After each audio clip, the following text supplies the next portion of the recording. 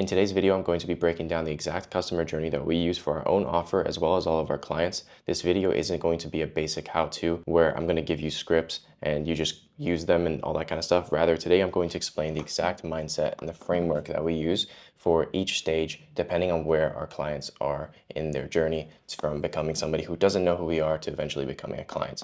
I'm making this video so that you can understand what to do at different stages so that you're able to understand the methodology and the way that you should be approaching certain things rather than just using a exact template or something like that, because oftentimes that leads to people not knowing what to do in different stages depending on the situations that they're facing. So if you're a coach or an info product owner, then you're probably going to want to watch this, and if you stick through to the end, this will hopefully help you understand what to do at different levels in your customer's buying journey. So you're probably familiar with these two diagrams, which are great because they explain how somebody goes from getting awareness about you and your offer to considering buying it, purchasing it, delivery and loyalty and all that kind of stuff. But like I said, I'm going to be explaining how it works, more so catered towards a coaching or info product offer. That way you can understand what to do in more detail than just having this broad map, which is a little bit generalized for any kind of business.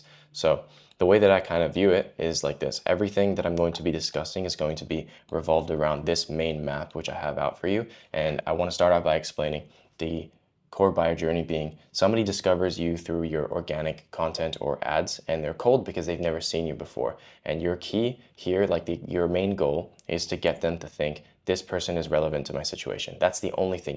You want to spark their curiosity and make them think that you're relevant to their situation. This is, like I said, organic reels or cold ads. And then this will help you get them onto your profile where they can see how you are actually relevant to their situation that they're facing. So once you get somebody to understand that you're relevant to the situation that they're facing, you have to get them to trust you. And the way that you usually do that is through organic reels and carousels as well as story sequences, where you can kind of explain things in a little bit more detail and speak directly to them for them to be able to understand that this person understands me. This is the emotion that you want them to feel when you're trying to go from the relevant stage to the trust stage. So once you get somebody to trust you, the next step is for you to get them to desire the outcome that you can bring them. And usually the best way to do this would be through long form content, because you can get into a lot of detail and kind of explain even further the things that you can do in terms of the outcomes that you can bring for people, as well as the methodology that you use. And the thought process that you want them to feel is this person gets real results. That's ultimately the main thing that you want them to see. You can do this in long form content in terms of like a client case study breakdown, like in detail. You can also do this in story sequences as well. I'm using this column here to kind of explain where this usually happens, but it's not a set in stone type thing. You can definitely have people see that you get real results through story sequences. In fact, I should actually add that. So story sequences should definitely be something there. But rather, what I want you to understand from this map here is to understand that somebody goes through this journey, and this column here on the right is the main important thing that you want them to feel at each stage for them to be able to progress further to eventually becoming a client of yours. So once they see that you get real results, you need to get them from desire to intent. So you got to get them from thinking, okay, this person's relevant to my situation. He understands my situation as well, and he's getting real results. But that doesn't mean that they think that you can help them. So if you want them to get intent and want to be interested in working with you, you have to get them to think this system works for people like me. And the way that you can do this is, again, through story sequences as well as case study content, whether it's on Instagram or YouTube. It depends on the complexity and the length in which you want to explain these things, but that's the emotion that you want them to feel. So usually when moving from the intent to action phase, you're going to have to deal with three types of limiting beliefs that your potential clients are going to be facing. The first one's going to be internal, so something about them specifically. The second one is external, so like market conditions and all that kind of stuff. And then the third thing is your actual unique mechanism that you're using to help people. So if you break down these three core pillars, they're going to understand that this will work specifically for me.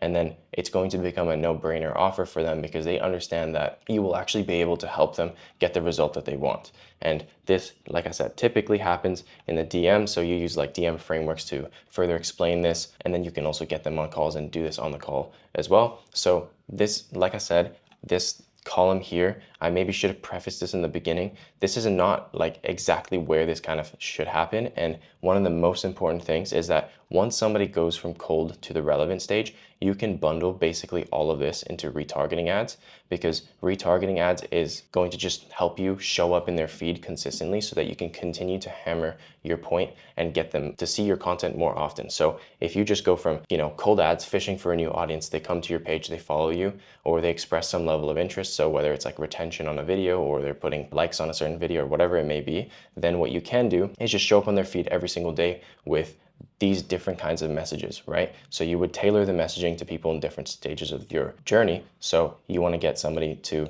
go from cold to using retargeting ads to get them to really feel like you understand them, so you can make videos about pain points and situations that they're facing. Then, of course, retargeting ads about results, because results is going to be the highest leverage type of content that you can make, because people want to see the outcome. They don't really care about the mechanism. They just want to see that you can get those results. Then you want to also make retargeting ads about different unique kind of people that you've helped, so that you can find different people within each sub demographic, let's say, that will identify closer with this person, so that they will be like, okay, this actually works for people like me.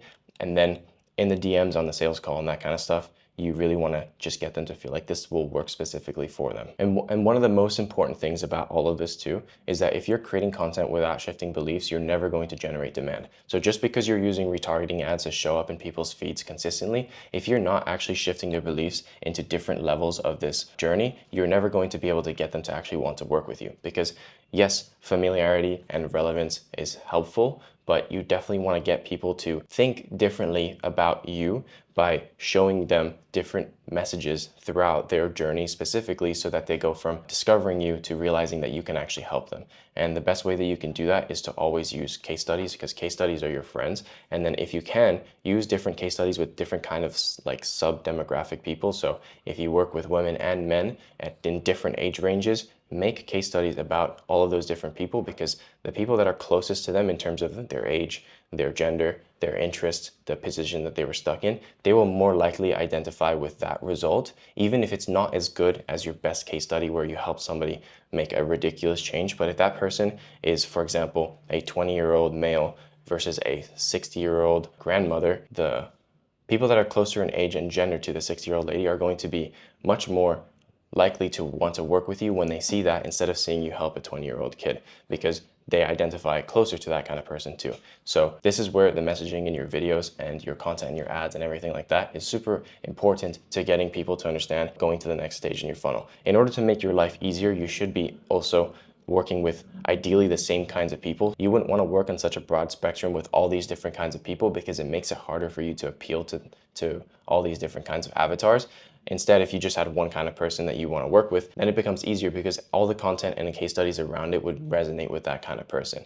So if there's one thing that I want you to take away from this video, it's this right here. So feel free to take a screenshot and keep it so that you can reference it whenever. But if you're trying to get somebody through this core buyer journey, you're definitely going to want to keep in mind these thoughts and these feelings that you want each person to have at different stages on their journey towards discovering you, to working with you, and becoming a client of yours. Because if you understand these emotions that they need to feel, and you're able to create content that will shift their belief and get them to the next stepping stone in their journey, it becomes a lot easier for you to work through this and actually get more clients. If you made it this far in this video, then props to you, because this kind of stuff is a little bit more complicated and isn't as fun or sexy as these big how-to videos where there's like a really bold claim and very straightforward like copy paste types of scripts and templates. This kind of stuff is the things that you really need to understand and internalize in order to scale your coaching or info offer, because if you understand this, it'll help you solve pretty much any other problems when it comes to client acquisition, because you understand the mindset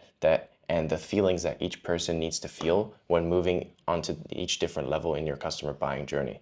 So shout out to you for making it this far in the video. And now I'm going to basically break down where most coaches and info owners go wrong. I'm going to provide the symptom, the diagnosis, and the solution to each of these different problems, so that you can understand what to do when you're dealing with the map that I showed you before, so that there's like a more tangible way for you to measure these kinds of things and make the changes accordingly as well. So a lot of coaches will have top of funnel ads going relatively well, let's say. They get a lot of views, but they don't get many people actually visiting their profile. So what is actually happening here is the hook is not strong enough and the message is irrelevant. So people are watching it, but people aren't resonating with it enough for them to want to go and click onto your profile. So the way that you solve this is to speak to one ideal kind of avatar. So even though every person that's watching the video might not be interested in what you have to say, the right kind of people that you're targeting will. And so those kinds of people will be going onto your profile through your top of funnel ads. And the next problem is if you're getting lots of profile visits but not many people are following you, that is because your profile page is weak. You haven't optimized your pinned post, you haven't optimized your bio and your highlights. If you want to see a video, a very detailed video rather, of how to optimize your Instagram profile, which is super important, by the way, I made a video about that on my channel. You can check it out after this one. And the solution is, I guess I could say, go watch that video, but you would want to improve your bio, your highlights, and have stories active all the time, and do all that kind of stuff too. So like I said, check out that video next if you're interested in optimizing your profile. Then if you're having lots of people viewing your stories but not many people are DMing you, it means that you don't have any DM activation and your stories are not relevant enough to the problem that your avatars are facing, your ideal clients rather. So you're creating these story sequences, people are watching them, but nobody's swiping up at the end. That's probably because you haven't identified or pushed on the pain point hard enough, so they don't feel like it's relevant to them, and you didn't give them a sense of urgency. So the solution would be to push more on the pain points and increase urgency as well, so that people are reading that story sequence and they're like, shit, that is me that they're talking about. Like, how do they know that this is the exact problem I'm facing? I have to reach out to this guy because he clearly knows what I'm facing, and so I can trust that I can work with him and he'll be able to help me through all these problems. So the last one is you're getting a lot of long form views, but not many people are taking action. They're not booking calls, they're not becoming clients. It's probably because your mechanism isn't clear. So when you're explaining it in more detail, this is kind of where you can get a little bit nerdier about the things that you're explaining, because somebody's decided that they want to watch a 15-20 minute video of you explaining how you do what you do or how you got the result that you brought to somebody else. So in that video, you want to be explaining the exact mechanism that you use and all that kind of stuff too. So if you were not making it clear enough how you were able to bring that result, that could be a reason why you're getting these views but not many people taking action. And you're also not leveraging follow-ups. So what I do on my Instagram page, and I do this intentionally, is if anybody wants to access a long form video that's not the one in my bio, so if you click the link in my bio, it'll take you to a long form case study. People have to comment or DM me a keyword, and I use GHL specifically, but you can use ManyChat to send the links to people to view the long form, and then you set follow-ups too. Because what you can do, and what often happens, is somebody will watch the video, and if the mechanism isn't clear, that might not be enough for them to want to book a call with you immediately. So you have to follow up with them, ask them their thoughts on the video, ask them if they started to implement the things that you've showed them in the video, let's say, and then they'll oftentimes come back with a form of a smokescreen or an objection or a limiting belief, which you can then kind of tackle and break down in the DMs as well. By gatekeeping your videos behind a keyword, comment, or DM, you position yourself in a way to be able to follow up and continue these conversations naturally. And also you're able to track who is watching the long form videos too. So if somebody who's a very qualified prospect based off their Instagram profile is watching your video, then you know that you need to prioritize those follow-ups and continue to nurture them in the DMs. And you also get, like I said, you understand who's watching the videos. So you're going to be able to understand who's coming to your profile, who's requesting the videos. If there are a bunch of people who aren't necessarily relevant to your offer, you're going to have to position yourself differently on Instagram in the first place so that you can get better viewers onto your page, and by extension, better qualified people watching the long forms as well. I only made this list 4 because I didn't want to make it too long. I think that these are probably the highest leverage, most important things that you want to be measuring and fixing if you're facing any of these different problems. So start with these and it'll get you pretty far. So that's pretty much it for today, guys. Like I said, today's video was for me to explain the way that we view the customer journey for our own offer, and also the approach that we take for all of our clients as well. So this should give you an idea of how to do things within your own coaching or info business as well. I hope you found this video useful, and if you did, make sure to drop a like and subscribe. And if you're interested in working with me one-on-one to scale your coaching or info offer, then use the first link in the description to book a free consultation call with me. Otherwise, thanks again for watching the video, and I'll see you guys on the next one.